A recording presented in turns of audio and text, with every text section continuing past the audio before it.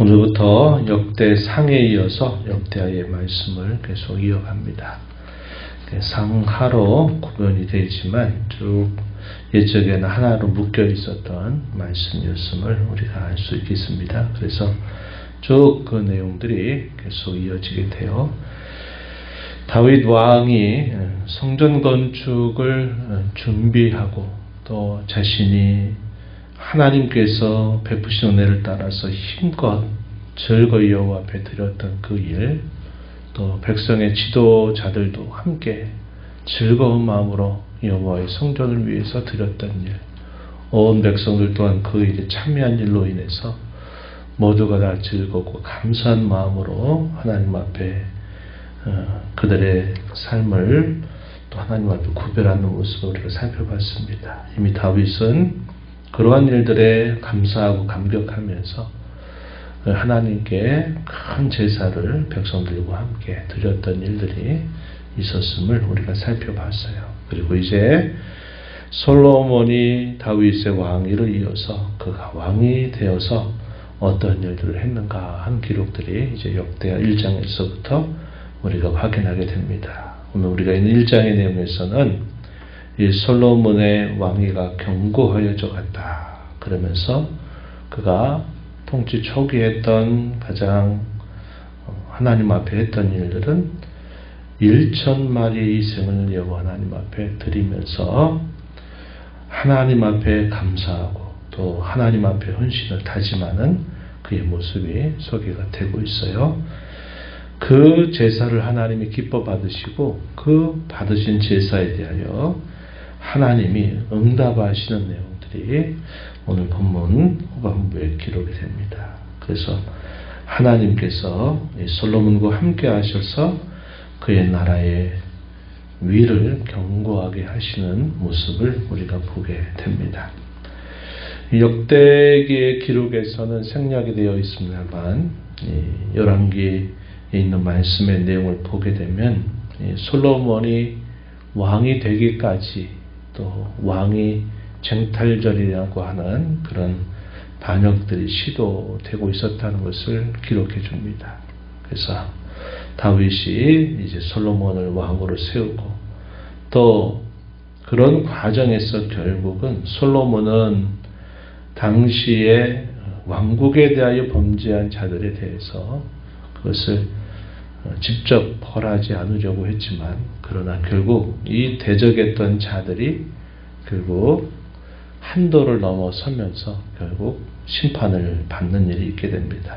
열왕기상 2장 내용에 보면 소개가 되는데 아도니아라고 하는 형제가 왕위를 찬탈하려고 하다가 반역하다가 결국 죽음을 당하게 된 일, 또 아비아달이라고 하는 제사장, 또 요압이라고 하는 군대 총사령관 같은 경우에도 결국은 반역하게 된 일로 인해서 또 처분을 받게 되고 다윗이 한 일에 대해서 비난했던 시므이라고 하는 사람 목숨은 부지했지만 결국은 그 한도를 넘어서면서 결국 처단을 받게 된 일을 있게 됩니다. 그래서 반역자들이 결국은 제거가 되면서 이 솔로몬의 왕위가 견고해져 가는 내용들이 소개가 되고 있어요. 오늘 우리가 읽은 이 말씀에서는 그러한 부분들에 대해서는 아주 간략하게 요약을 했습니다. 1절 끝부분에 보면 그의 하나님 여호와께서 그와 함께 하사 심히 창대하게 하셨다 이렇게 기록합니다. 그래서 그의 왕권이 강화되도록 하나님이 그와 함께 하셨다 이렇게 말해주고 있어요. 그리고 나서 솔로몬이 했던 일들이 소위 1,000희생, 1,000번제로 우리가 많이 살피고 있는, 알고 있는 그런 내용들을 소개하고 있는데요. 당시에 언약궤는 다윗의 왕궁으로 옮겨져 있는 상태에 있었습니다. 반면에 여호와의 회막과 놋제단, 3절에 보면 여호와의 회막, 그리고 5절에 보면 놋으로 만든 제단의 경우는 당시에 기브온이라고 하는 곳에 안치되어 있다는 것을 우리가 확인하게 됩니다. 그래서 솔로몬이 그곳으로 찾아갑니다. 기브온 산당으로 찾아가서 그곳에서 여호와께 번제를 드리는데 1000일 동안 드린 것이 아니라 1000마리의 희생 제물을 그곳에서 하나님 앞에 드린 것입니다. 당시의 제사장은 사독이었습니다. 이 사독이 기브온 산당에 있는 회막에서 섬기고 있었다, 이렇게 알려져 있습니다. 1000마리의 희생을 드렸죠. 우리가 앞에서 다윗 왕의 경우에도 하나님 앞에 성전 건축을 위해서 드렸던 그 일로 인해서 온 백성들이 함께 동참하고 한 일로 기뻐하고 감사하면서 이러한 제사를 올려드린 바가 있었습니다. 다윗이 아들 솔로몬에게 당부했던 중요한 말들, 솔로몬도 그 말들을 아버지 유언처럼 여기면서 그 일들을 마음 쓰면서 무엇보다 하나님 앞에 마음을 다해서 제사를 드리는 모습을 보여주었습니다.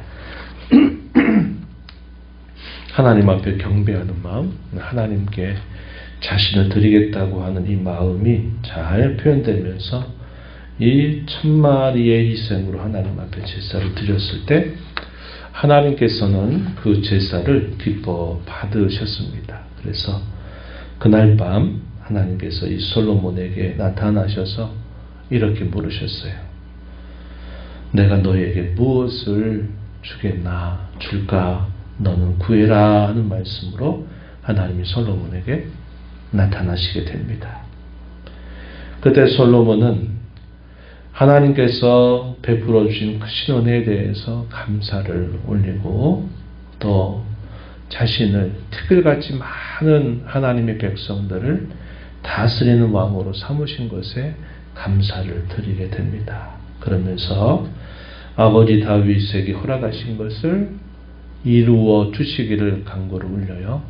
다윗에게 하신 언약의 내용들을 하나님이 이루어 주십시오라고 간구를 드리고, 그 다음에 그가 하나님 앞에 간구한 내용들은 그 많은 백성들을 자신이 출입하면서 무엇보다도 올바르게 잘 재판하는 일들을 통해 그 나라가 의롭고 정의로운 그러한 나라가 되기를 간절하게 바라서 그가 하나님 앞에 지혜와 지식을 주시기를 간구를 올리게 됩니다.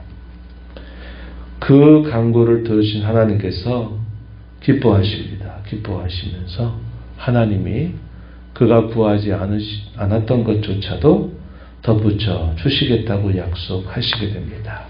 11절 말씀을 한번 보시기 바랍니다. 11절 보시면 하나님이 이렇게 말씀하셨어요.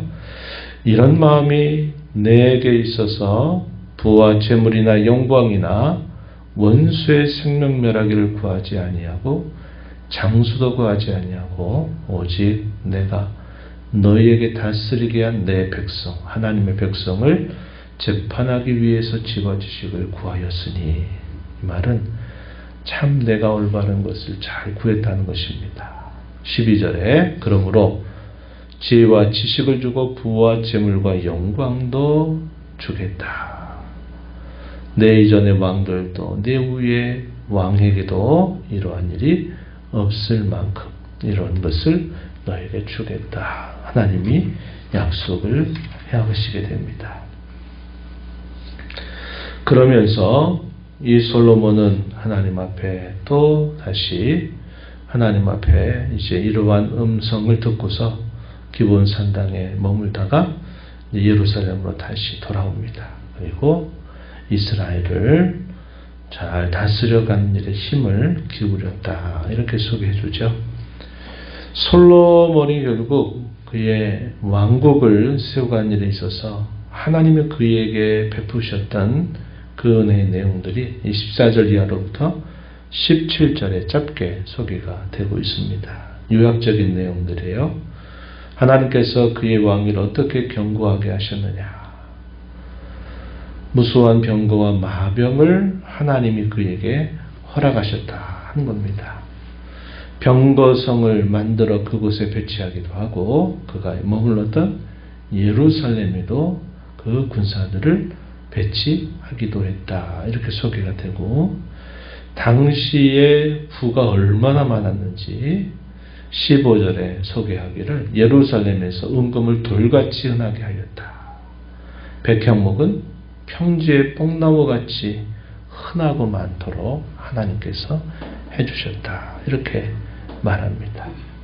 당시 이런 막대한 부를 통해서 대단히 왕권을 강화했어요. 그래서 주변에 있는 나라들의 여러 병거들, 이런 병거들을 다 사들이게 되니까 나중에는 그것을 다시 요구하면서 되팔리게 되는 그런 일들도 있었다. 이렇게 기록을 해줍니다.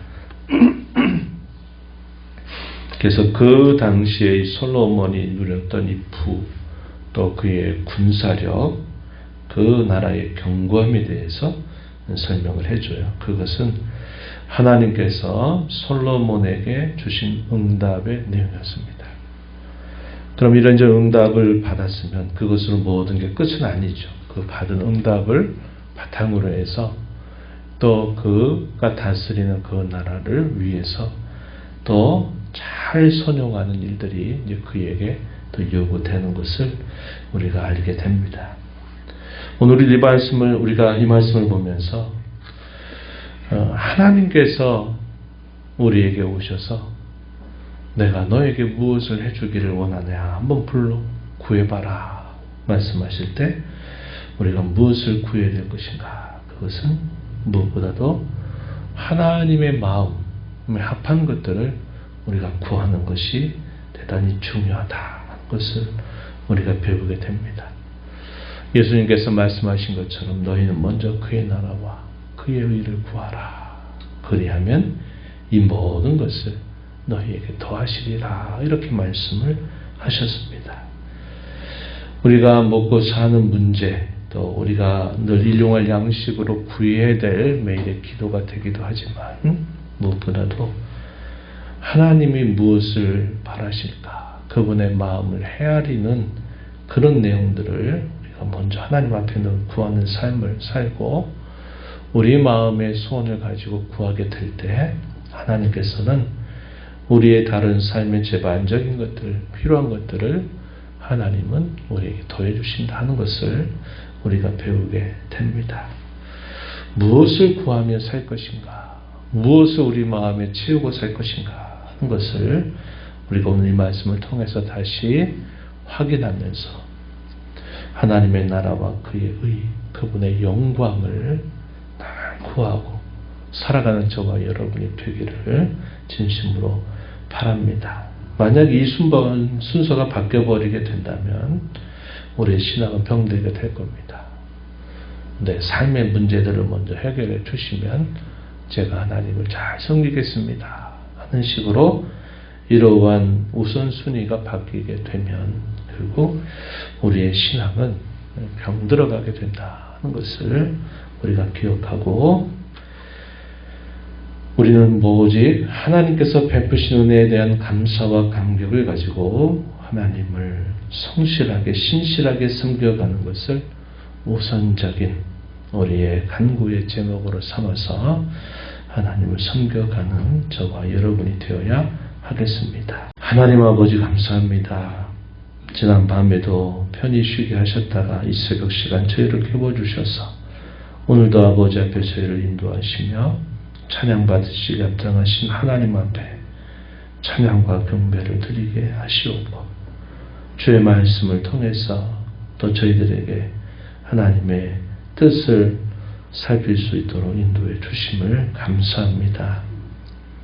아버지 다윗이 유언처럼 남겨 주었던 그 당부의 말을 솔로몬은 마음에 새기고 어찌하든지 하나님의 백성들을 다스리는 그 일을 올바르게 잘 하여서 하나님의 뜻이 잘 드러나기를 바랐던 솔로몬에게 그가 구하지도 않았던 여러 가지를 하나님이 덧붙여 주신 것을 저희가 살펴봅니다.